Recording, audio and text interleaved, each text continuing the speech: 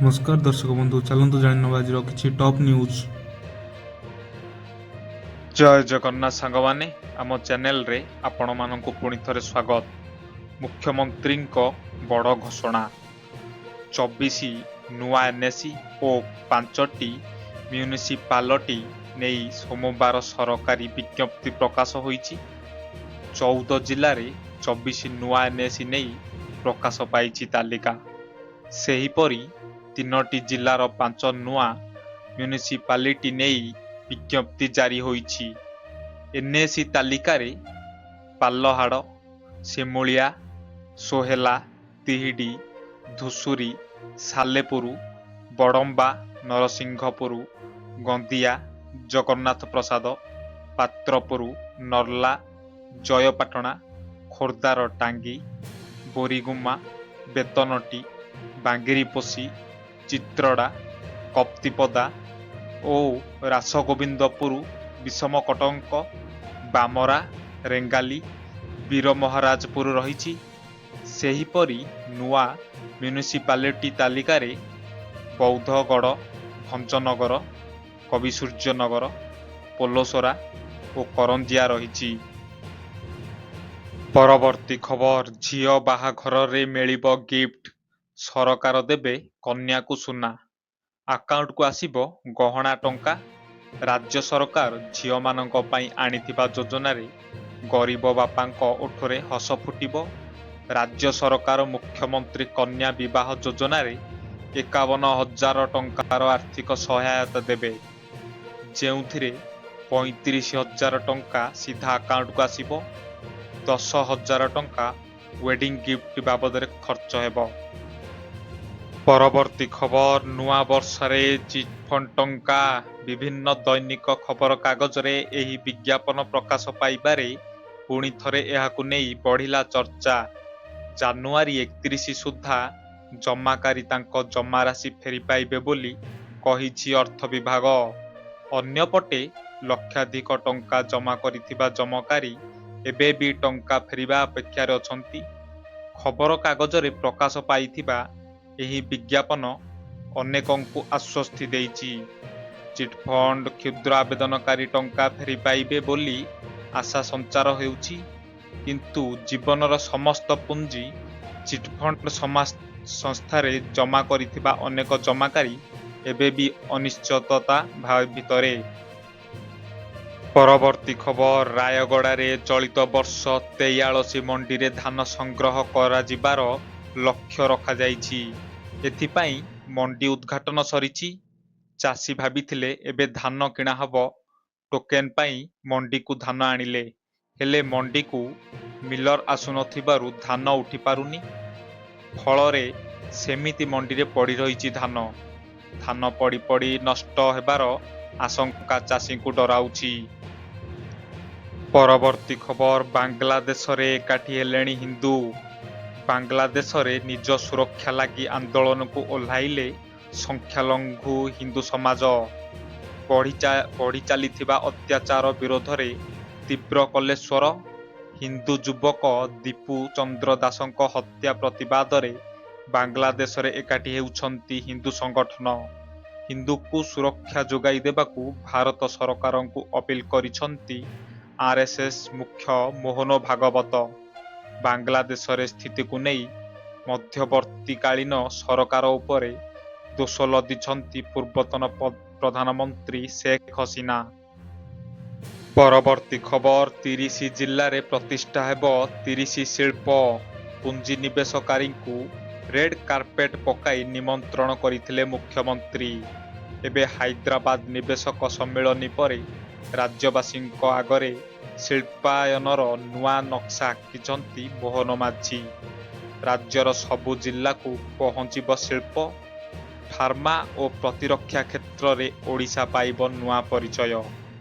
ଏଥିପାଇଁ 38 ନିବେଶକଙ୍କ ସହ ୱାନ୍-ଟୁ-ୱାନ୍ ଆଲୋଚନା କରିଛନ୍ତି ମୁଖ୍ୟମନ୍ତ୍ରୀ।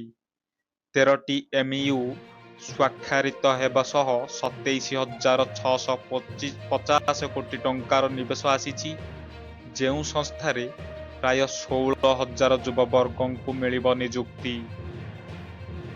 ପରବର୍ତ୍ତୀ ଖବର ୟୁପିଆଇ ସୀମା ପରିବର୍ତ୍ତନ କରିବ ଏନପିସିଆଇ।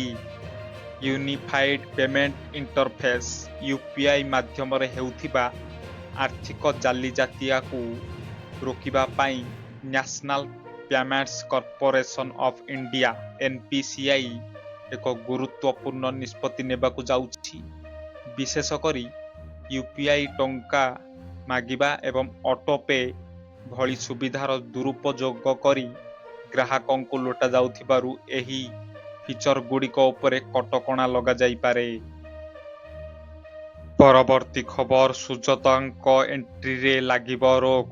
ଡିସେମ୍ବର 26 ପୂର୍ବରୁ ବିଜେଡିରେ ଜୋର ଧରିଲା ମେଳିବନ୍ଧା ପଲିଟିକ୍ସ। ଝୁମୁକା ପରେ ଲିଙ୍ଗରାଜ ମନ୍ଦିରରେ ଭୋଜି ନାଁରେ ପୁଣି ମେଳି ବାନ୍ଧିଲେ ବିଜେଡି ନେତା। ପାଣ୍ଡିଆନଙ୍କୁ ଚେକ୍ ଓ ସୁଜାତାଙ୍କ ଏଣ୍ଟ୍ରିକୁ ହୋଇଛି ତୀବ୍ର ବିରୋଧ। ସମ୍ବିତଙ୍କ ସ୍ୱରରେ ସ୍ୱର ମିଳାଇଲେ ପ୍ରମିଳା, କହିଲେ ପାଣ୍ଡିଆନ ଆମ ନେତା ନୁହନ୍ତି। ପରବର୍ତ୍ତୀ ଖବର ଭାରତ ନ୍ୟୁଜିଲାଣ୍ଡ ମଧ୍ୟରେ ବଡ଼ ଡିଲ୍। ଉଭୟ ଦେଶ ମଧ୍ୟରେ ସ୍ୱାକ୍ଷରିତ ହୋଇଛି ମୁକ୍ତ ବାଣିଜ୍ୟିକ ରାଜିନାମା। ନ୍ୟୁଜିଲାଣ୍ଡର 95% ସାମଗ୍ରୀ ଉପରେ ଶୁଳ୍କ ହ୍ରାସ କରିଛି ଭାରତ। ଏନେଇ ଆଜି ପ୍ରଧାନମନ୍ତ୍ରୀ ମୋଦି ଓ ନ୍ୟୁଜିଲାଣ୍ଡର ପ୍ରଧାନମନ୍ତ୍ରୀ କ୍ରିଷ୍ଟୋଫାର ଲକ୍ସନ୍ଙ୍କ ମଧ୍ୟରେ ଫୋନରେ ଆଲୋଚନା ହୋଇଛି। କ୍ରୀଡ଼ା, ଶିକ୍ଷା ପରି କ୍ଷେତ୍ରରେ ଦ୍ୱିପାକ୍ଷିକ ସହଯୋଗ ସହ ଭାରତ ନ୍ୟୁଜିଲାଣ୍ଡ ସହଭାଗିତାକୁ ଅଧିକ ମଜବୁତ କରିବାକୁ ନିଷ୍ପତ୍ତି ନେଇଛନ୍ତି ଉଭୟ ରାଷ୍ଟ୍ର ନେତା। ପରବର୍ତ୍ତୀ ଖବର କିଏ ହେବ ନୂଆ କ୍ୟାପ୍ଟେନ୍?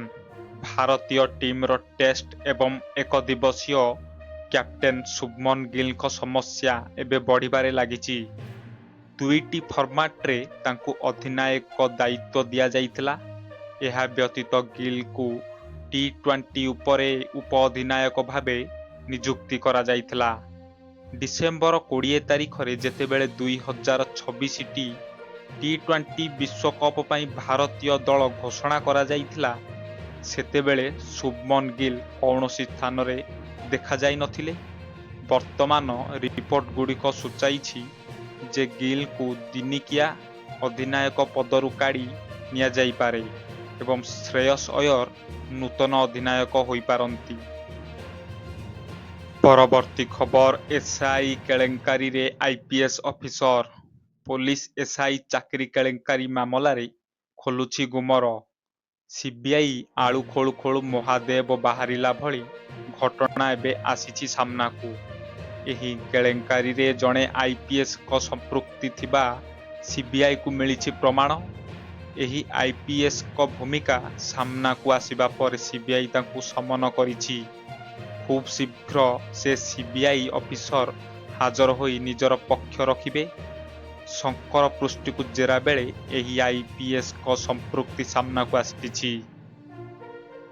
ପରବର୍ତ୍ତୀ ଖବର ଚାଲିଲା ଏୟାର ଟ୍ୟାକ୍ସି। ଏଣିକି ରାସ୍ତା ଜାମ୍ ଥିଲେ ଆପଣ ଉଡ଼ିକି ଯାଇପାରିବେ ଅଫିସ। ଏବେ ପ୍ରଶ୍ନ ଏହା ନୁହେଁ ଯେ ଟ୍ରାଫିକ୍ ଜାମ୍ କାହିଁକି ହୁଏ ଏବଂ ଏଥିରୁ କିପରି ମୁକ୍ତି ପାଇବେ। ଏହି ପ୍ରଶ୍ନର ଉତ୍ତର ଖୋଜିବା ପାଇଁ ଏରୋସ୍ପେସ୍ ଷ୍ଟାର୍ଟଅପ୍ ସରଲା ଆଭିଏନ୍ସ ଆକାଶ ଆଡ଼କୁ ଚାହୁଁଛି। ଉଡ଼ନ୍ତା ଟ୍ୟାକ୍ସିର ସ୍ୱପ୍ନ ସହିତ କମ୍ପାନୀ ଏହାର ପ୍ରଥମ ଏୟାର ଟ୍ୟାକ୍ସିର ଟେଷ୍ଟ ଡ୍ରାଇଭ୍ ଆରମ୍ଭ କରିଛି। ପରବର୍ତ୍ତୀ ଖବର ପାକିସ୍ତାନ ସହ ହାତ ମିଶାଇଛି ପିଏଫଆଇ। ଦେଶର ଏକତା ଓ ଅଖଣ୍ଡତା ପାଇଁ ସବୁଠାରୁ ବଡ଼ ବିପଦ ପିଏଫଆଇ। ଦିଲ୍ଲୀର ପଟିଆଲା ହାଉସ୍ କୋର୍ଟରେ ପିଏଫଆଇ ବିରୋଧରେ ଅଭିଯୋଗ ଦାଖଲ କରିବା ସହ ଏପରି ଯୁକ୍ତି ରଖିଛି ଜାତୀୟ ତଦନ୍ତକାରୀ agency. Popular front of India Pakistan ସହିତ କରୁଛି ଅସ୍ତ୍ରଶସ୍ତ୍ର କାରବାର। ଏନେଇ 20 ଜଣ ପିଏଫଆଇ ନେତାଙ୍କ ବିରୁଦ୍ଧରେ ଏନ୍ଆଇଏ କୋର୍ଟରେ ଅଭିଯୋଗ କରିଛି। ପଡ଼ୋଶୀ ଦେଶ ସହ ପିଏଫଆଇ ଅସ୍ତ୍ରଶସ୍ତ୍ର ତାଲିମ, କ୍ରୟ ବିକ୍ରୟ ପାଇଁ ଚେଷ୍ଟା କରୁଥିବା ଏନ୍ଆଇଏ ଦାବି କରିଛି।